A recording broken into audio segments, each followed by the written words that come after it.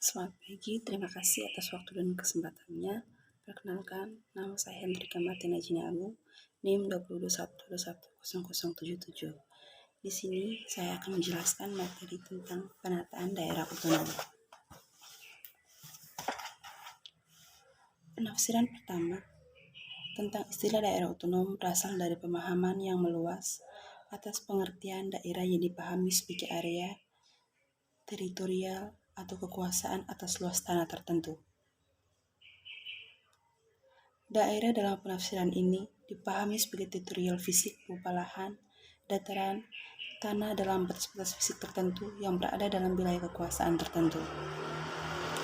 Daerah otonom kemudian ditafsirkan sebagai kekuasaan terhadap apa saja yang berada di atas atau di dalam teritorial tersebut. Penafsiran terhadap hal ini tampaknya merupakan bagian yang tak terpisahkan dari pengertian masyarakat tentang daerah yang dipahami secara historis. Dulunya di Indonesia, nama daerah senantiasa berorientasi pada kekuasaan penguasa tertentu, seperti kerajaan, kadipaten, kabupaten, kewedanaan, termasuk kelurahan. Penafsiran berikutnya tentang daerah otonom dipengaruhi oleh pendekatan yang lebih berorientasi pada orang. Tak ada satupun negara di dunia ini yang tak luput dari persoalan penentuan batas-batas daerahnya.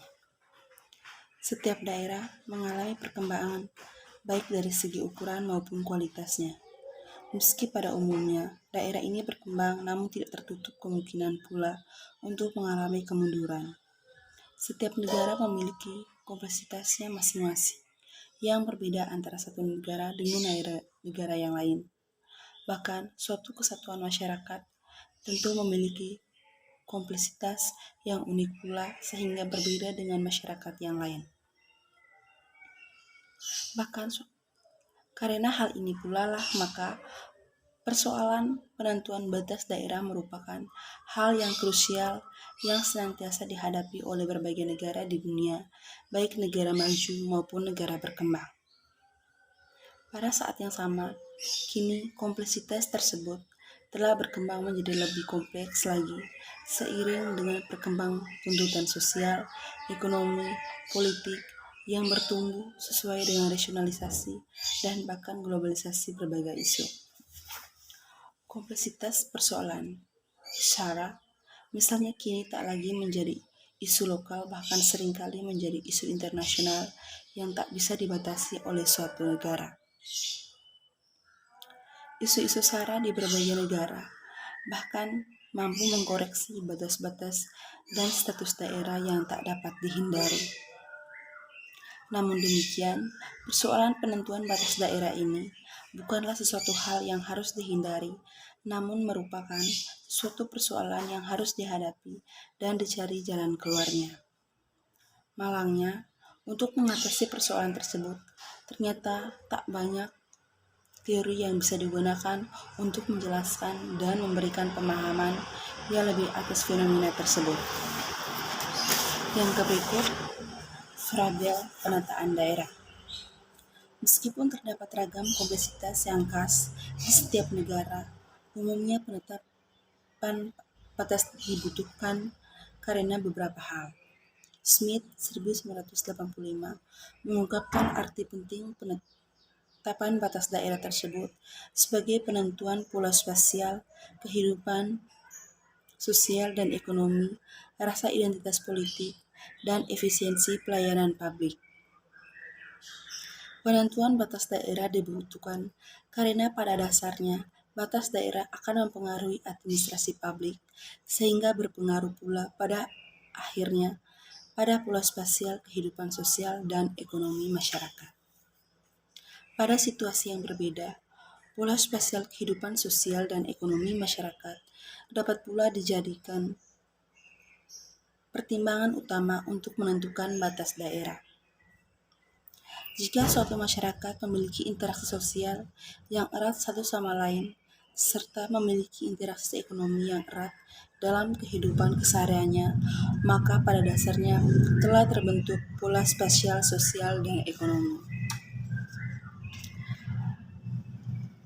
Pembedaan daerah berdasarkan karakteristik kawasan pedesaan dan kawasan perkotaan pada dasarnya merupakan salah satu contoh penentuan batas daerah berdasarkan pola spasial kehidupan sosial dan ekonomi. Kawasan pedesaan dengan karakteristik sosialnya yang bersifat paguyuban dan karakteristik ekonominya yang didasarkan pada sektor agraris berbeda dengan kawasan perkotaan yang memiliki karakteristik sosial bersifat pateban dengan karakter ekonomi yang dominan di sektor juga.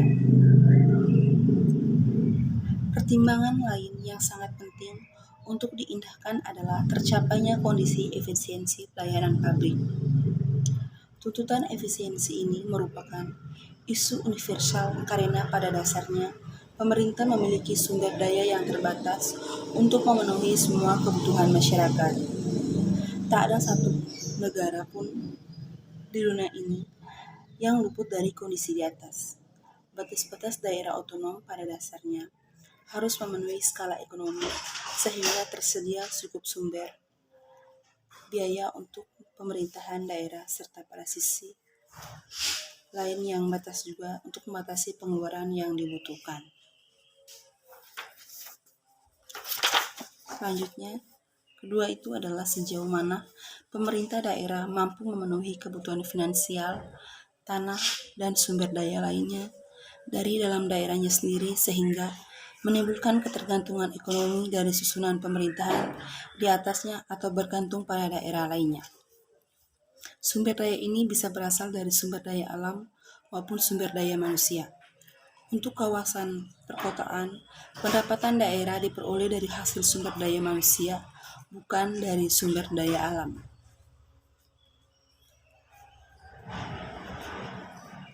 Tentang kondisi sumber daya, apa yang harus dihitung